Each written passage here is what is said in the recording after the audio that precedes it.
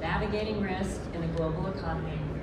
Good morning, everyone. My name is Julie Armstrong, and I'm the Chief Commercial Officer for Sterling Trading Tech. Today, we're living through one of the fastest economic periods we've ever seen. AI is redefining and transforming decision-making. Asset classes are being tokenized. Political instability is creating new market shocks, and the definition of portfolio or healthy portfolio is being completely reimagined.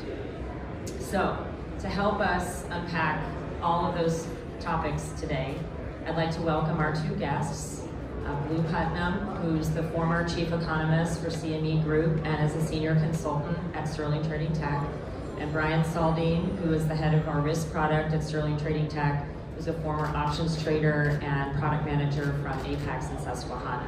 So, good morning, gentlemen. Thank you for joining us. Okay, great.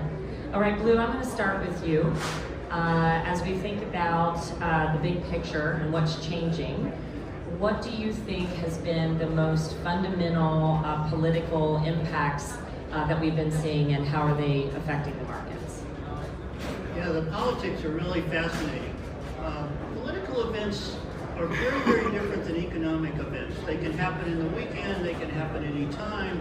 You can think, wow, everything is moving in one direction, and then bam, somebody changes course. And we've seen that a couple of times. With the tariff negotiations, the U.S. and China weren't getting along, their positions were hardening, they were moving farther apart, and all of a sudden they have a meeting and they have a truce. Well, what happened, soybeans, which have been trading at $10 a bushel for like a year and a half, are now 11 and a half. You get very quick moves when things change. And of course, another political event was with President Trump. We've had a much more crypto-friendly administration. And that powered Bitcoin and other cryptocurrencies up, but now we get people having their doubts about, well, maybe AI got too extended, whatever, things like that. And so, in the last couple of days, we've seen major changes in how securities move together, or how they don't move together sometimes. And that's something we monitor all the time, but it's happening now with, you can see that, it looks very different what's going on with Bitcoin, what's going on with NVIDIA. And so those are kind of changes that we see. So part of it is politics. That's the overlay that can happen anytime, and it just changes on a dime. And part of it is the overall thing going on in the economy, and AI is, of course, a big one. Okay, so Brian, as Blu is saying, things are moving fast. So how are firms managing daily exposure around all of these activities? Yeah, thanks, Julie. Blu just gave us a great synopsis of a lot of the issues that are driving markets. I think what's important as risk managers for us to understand is that all of these issues can have a range of outcomes. So we can't just look at one or two scenarios when we're trying to manage risk. We have to look at hundreds and even thousands of scenarios. Those could be macro, like we've seen the last couple of days, where everything is in kind of a correlation one, risk off mode. It could be a movement from one sector to another. As we alluded to, AI is a huge concern. There's huge valuations around a lot of the AI companies. You can see money flow away from that and into other sectors. With tariffs, of course, some countries are going to be winners, and some countries are going to be losers. So we're going to see risk move from one country to another. So we really need to be able to manage all of those different scenarios. I was talking to a risk manager in March of this year, right when we hit the lows, and just asking him how they were managing risk in that environment. He said it was no problem, it was easy. They got the macro type of scenarios covered really well, but where they really struggle is managing positions in concentrated volatile securities and products. So with the technology we have now, we can run hundreds and thousands of scenarios across tens of thousands of products. And so there's really no reason to have that gap in visibility. Right. Okay, so Blu, coming back to you, we've seen trade shifts, tensions, lots of political movements. So if you had a crystal ball for 2026, what do you think politically or policy-wise could really have an impact on the markets next year. Yeah, there are going to be some big political events in 2026 for sure. You ask about a crystal ball. You know, I'm an economist. You know, our motto, I don't know if you know our motto, always wrong, never in doubt, or often wrong, I should say. But anyway, here we go. So one of the first ones that's going to come up is the shutdown. You know, we had the government shutdown. They kicked the can till January 30th. Are they going to do it again? You know, rinse and repeat? We kind of learned a lesson from this shutdown. The previous shutdowns were relatively short. As an economist, if there are 2 weeks or less or 3 weeks, the impact on the economy is almost nothing. When they go a month and longer than a month, we're going to have a hangover from this shutdown. It's going to be a while before we fully recover from it because it was, you know, 43 days. Are they going to do it again? Yeah. Well, my view is 60-40, they do not do it again. What they were trying to do was stake out their positions for the November elections. They've done that. They don't need to do anything else. But that could be very wrong. Next thing that we're going to see, the next political event, is President Trump's going to appoint somebody to be the chairman of the Fed. Now, Jay Powell has that job until the end of May. But once the president appoints that person becomes a shadow Fed chair. Fed is already divided more than it's ever been. It was a consensus organization in which the chair had a lot of power. That's not there anymore. One of the things that's gone is Fed guidance. There's no way to give guidance when you have a divided committee. You don't even know what's going on. And Jay Powell was very clear about that. So we're like, you know, less than a month away from the next FOMC meeting. And the Fed funds futures, the CME futures, have it at 50-50. That's rare. By the time you get to this stage, you should be at 90%, and Jay Powell would have already told you what's going to happen. It's pretty clear he doesn't know, and I don't know either, but if you ask me, they're going to cut one more time, and the pause will be in January. If I'm wrong about that, they pause now, and then they cut in January, so I'll take it either way. The next thing that shows up is, of course, tariffs. We have a lot of things going on in tariffs, but this one's the Supreme Court. I have no idea what they're going to say. This is very, very tricky for them because a lot of the decisions they made on having to do with some Biden programs relating to student loans and things like that, they used the legal reasoning that could apply to these tariff laws. We don't know what they're going to do. But I do think they'll come out with a relatively nuanced decision, not a black and white decision. And it doesn't really matter in some ways because the president has 3 or 4 other pieces of legislation. He can do the tariffs. It's not going to stop the negotiation. So I think that one's a little overdone. And of course, the big gorilla in the room for 2026 is the November elections. And that is a huge one. And I trust you will follow the prediction markets that should be live by then and take it whichever way you want to go with it.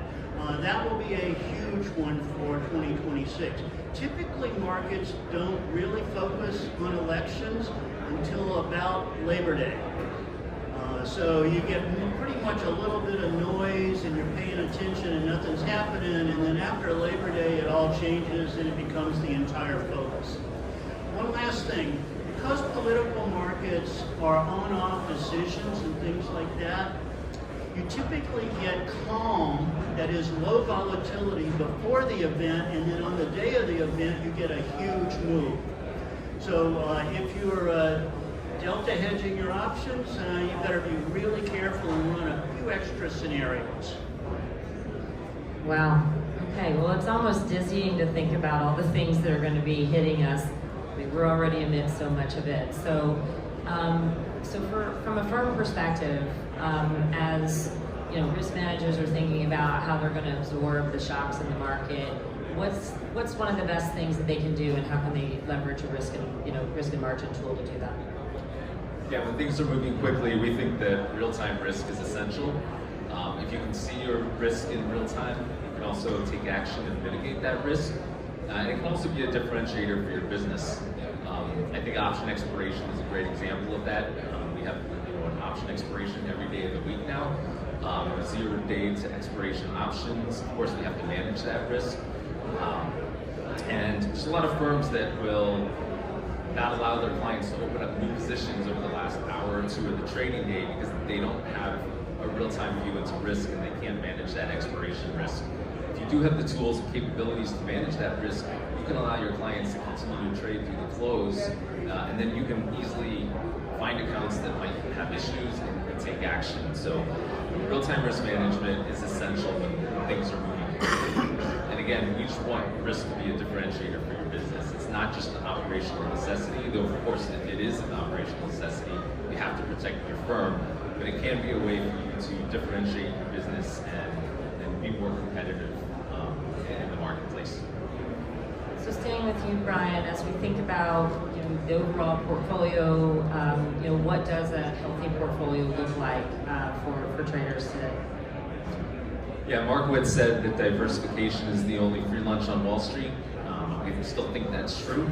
Of course, that's evolved to include a lot of new asset classes. We have alternative assets, commodities, volatility, real estate, a lot of things that they weren't thinking about 40 years ago necessarily.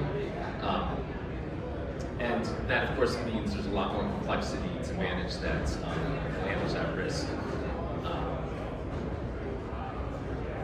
With diversification, that's great when it works, but we know that there are market scenarios when it doesn't work.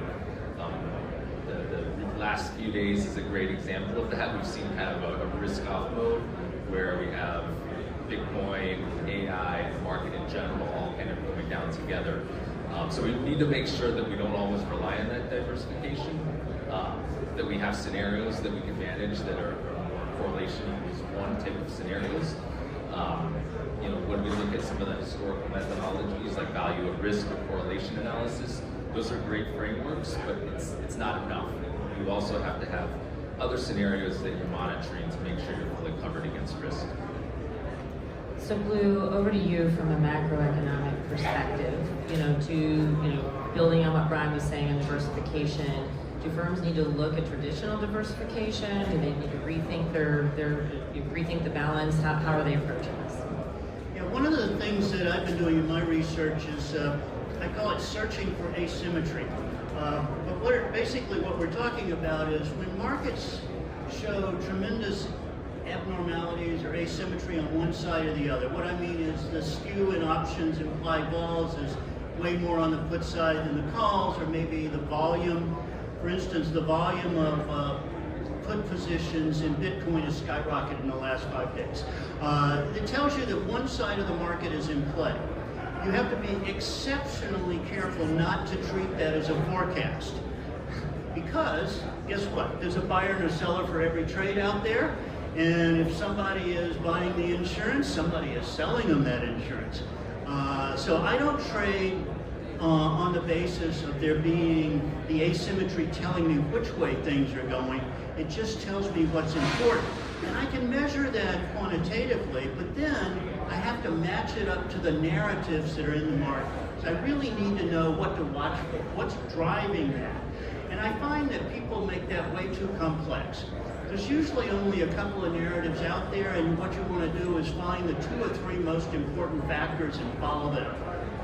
So I think we're gonna experience a lot more activity in options. We know that's the fastest growing part of the derivative world. We're certainly seeing the 0-day options. Now, I don't think 0-day options are taking market share from longer dated options. I think they're adding to the way you trade stocks on the underlying. And so very different behavior going on there. So for me, when you're talking about diversification, I immediately migrate to strangles. Sorry about that. All right. Well, I think if one thing's certain from learning on this panel is that change is constant. Volatility is going to continue. Risk systems are going to be very relevant as we continue into 2026. So we had a very short segment today. I hope you've enjoyed the conversation. If you have enjoyed it, I would invite you to subscribe to our Blueprint segment that comes out on LinkedIn every Wednesday, where Blu puts market context and to approach the risk management perspective. And he also just co-authored with Brian a white paper on options asymmetry. And so if you want to go to our website and sign up for that, we'd love to send it out to you. So gentlemen, thank you for your insights and great conversation. And thank you, audience, for coming. We appreciate it. Thank you.